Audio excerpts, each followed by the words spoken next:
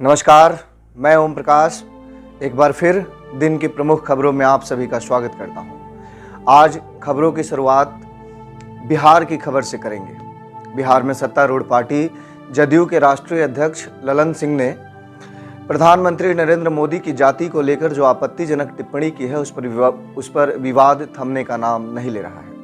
Party सांसद रविशंकर प्रसाद ने ललन सिंह के बयान पर सवाल खड़े किए हैं और कहा है कि वह एक सांसद हैं और एक राष्ट्रीय पार्टी के अध्यक्ष हैं। बावजूद इसके उनका इस तरह का बयान उनकी राजनीतिक समझ पर सवाल खड़ा करने वाला है। इसे लेकर ललन सिंह ने शनिवार को सफाई दी है। उन्होंने कहा है कि उन्होंने प्रधानमंत्री की जाति को लेकर कोई भी अपशब्द नहीं कहा है। ललन सिंह ने कहा कि उनके शब्दों में कहीं ऐसा वाक्य या ऐसा शब्द नहीं है जो विवादित हो या गाली की श्रेणी में आता।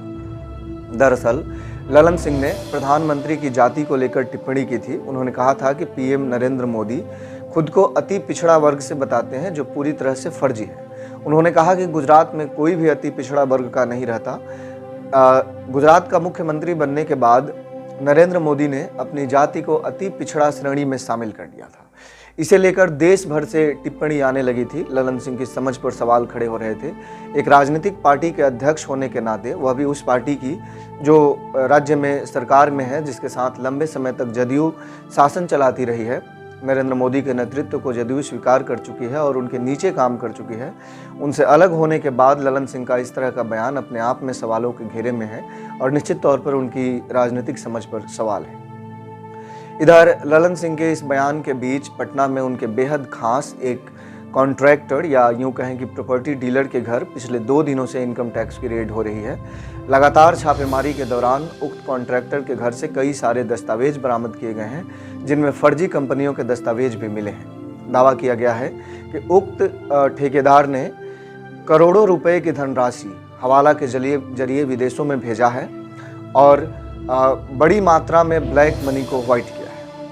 ललन सिंह के इस बयान के बाद उसकी मुश्किलें और बढ़ गई है। हालांकि इनकम टैक्स की इस कार्रवाई पर एक बार फिर सवाल खड़े हो रहे हैं। इसकी वजह है कि जब तक जदयू और भाजपा एक साथ सरकार में थी, तब तक केंद्रीय एजेंसियों ने ऐसे किसी भी व्यक्ति के खिलाफ कोई कार्रवाई नहीं की। लेकिन अब जैसे ही भाजपा और जदयू अलग अलग हुए हैं, केंद्रीय एजेंसियां भी जदयू और आरजेडी के करीबी लोगों के खिलाफ मुखर हो गई है। इसीलिए केंद्रीय एजेंसी के खिलाफ सवाल खड़े हो रहे हैं। अब बात करते हैं रूस और यूक्रेन के बीच चल रहे वार के बारे में। दरअसल यूक्रेन को लगातार अमेरिका सहित नाटो देशों से सैन्य, वित्तीय और हथियारों की मदद मिल रही है। इसकी वजह से युद्ध लंबा खींचता जा रहा है। इस बीच एक दिन पहले ही रूस के राष्ट्रपति व्लादिमीर पुतिन ने चेतावनी दी है कि अगर नाटो सेनाओं से रूसी सैनिकों की भिड़ंत होती है तो पूरी दुनिया में परमाणु युद्ध होगा और इसके परिणाम भीषण होंगे। इस बीच विशेषज्ञों ने संभावित थर्ड वर्ल्ड वॉर और परमाणु युद्ध के परिणामों को लेकर गहन चर्चा की है। शनिवार को एक बयान सामने आया है जिसमें दुनिया भर के विशेषज्ञों ने इसे लेकर एक चिंता जाहिर करते हुए कहा है कि अगर दुनिया में दोबारा तीसरा विश्व युद्ध होता है या किसी भी तरह से परमाणु युद्ध होती है तो कम से कम 5 अरब लोग पूरे विश्व में मारे जाएंगे, जो अपने आप में बहुत बड़ी चिंता का कारण है। विशेषज्ञों ने कहा है कि अगर परमाणु युद्ध होता है और दुनिया के किसी भी हिस्से में इस पर परमाणु बमों के जरिए हमले होते हैं तो कई सालों तक धरती पर सूरज नहीं दिखेगा, जो न केवल मनुष्य बल्कि अन्य जीव जंतुओं के लिए भी बेहद घातक साबित होने वाला है। आज के दिनों में जब तकनीक का हाथ पकड़कर दुनिया तेजी से आगे बढ़ रही है, तब भारत में भी लोग बड़े पैमाने पर टेक सेवी होते जा रहे हैं, खासकर बैंकिंग के मामले में। एक आंकड़ा बताता है कि इस देश में 65 करोड़ लोग ऐसे हैं जो स्मार्टफोन का इस्तेमाल करते हैं और वित्तीय लेन देन के लिए भी फ़ोन पे, गूगल पे जैसी यूपीआई आधारित बैंकिंग सेवाओं का इस्तेमाल करते हैं। अब एसबीआई की ओर से एक प्रेस रिलीज जारी किया गया है जिसमें ठगों द्वारा किस तरह से यूपीआई प्लेटफॉर्म का या एसबीआई के नाम का इस्तेमाल किया गया है, इस बारे में सतर्क किया गया है। एसबीआई ने अपने बयान में स्पष्ट किया है कि कई ग्राहकों को बेवकूफ़ बनाने या उनके खाते से रुपए उड़ाने के लिए एसबीआई के मैनेजर के नाम पर या एसबीआई के नाम पर ऐसे मैसेज भेजे जा रहे हैं जिसमें ग्राहकों को खाते के समाधान संबंधी जानकारी दी जा रही है। ऐसे में लोग उस मैसेज में मौजूदा लिंक को क्लिक करते हैं जिसमें मौजूद मैलवेयर या वायरस के जरिए उनका अकाउंट हैक हो जाता है और लाखों रुपए गायब हो जाते हैं। इसीलिए SBI ने सावधान किया है कि अगर आपके पास भी ऐसा कोई मैसेज आता है तो आप किसी भी लिंक पर क्लिक ना करें।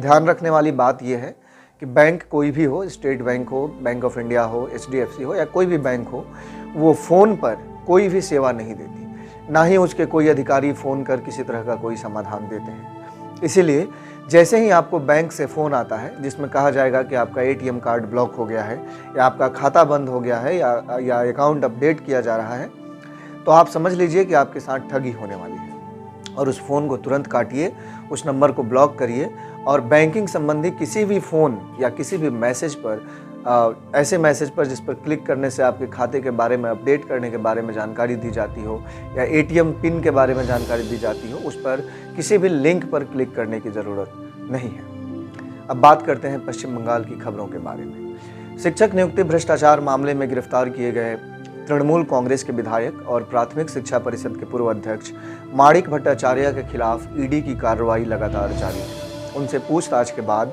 शनिवार को ED अधिकारियों ने 6 जगहों पर छापेमारी की है। इसमें सॉल्ट लेक के महिष बथान के अलावा उत्तर 24 परगना के 12/7 में तपन मंडल नाम के एक व्यक्ति के घर छापेमारी हुई है। सॉल्ट लेक के जिस महिष बथान के जिस इमारत में छापेमारी हुई है वहाँ टीचर्स ट्रेनिंग इंस्टीट्यूट चलता था। यह माणिक भट्टाचार्य के बेहद करीबी व्यक्ति का था और यहाँ से बड़े पैमाने पर ऐसे दस्तावेज बरामद हुए हैं जिनमें उन लोगों के नाम अंकित है जिन्हें गैर कानूनी तरीके से शिक्षक की नौकरी मिली है। जाहिर सी बात है, टीचर ट्रेनिंग इंस्टीट्यूट के नाम पर चल रहे इस दफ्तर के जरिए शिक्षकों की नियुक्ति में धांधली होती थी और इसका सीधा संबंध पूर्व शिक्षा मंत्री पार्थ चटर्जी से भी है। चटर्जी फिलहाल प्रेसिडेंसी सेंट्रल जेल में बंद हैं और उनकी गिरफ्तारी के 50 दिनों बाद माणिक भट्टाचार्य की गिरफ्तारी हुई थी। माणिक से लगातार हो रही पूछताछ में कई चौंकाने वाले राज खुले हैं। पता चला है कि राज्य का शिक्षक नियुक्ति भ्रष्टाचार न केवल बंगाल बल्कि भारत और विश्व के सबसे बड़े भ्रष्टाचारों में से एक होने जा रहा है।